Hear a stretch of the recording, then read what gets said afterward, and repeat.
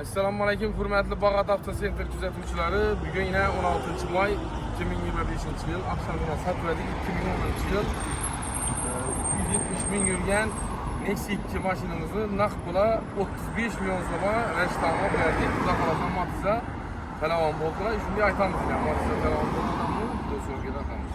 Ishtartamiz. Mana bu modellarni olib o'tishni Xudo xolasa Matizda tutsangiz, Matiz bilan ham tabriklar o'tishni. Dokumentlar mevcut bitti kadar. Taklap verdik. Satkan maşinimiz 2010 yıl Şumke Boğa. Çiğol polik hem meselelerde tayar edi. 2010 yıl Donus 1.6. Sakat diskilerden koyulgan. Nakpula 35 milyon zaman verdik. Satılan maşinanız olsa bir bana eklersizler. Bag'at avtosentrda xizmatdamiz. Kommentariyada kamchiligimiz bo'lsa qoldirasizlar. Sog' olasizlar.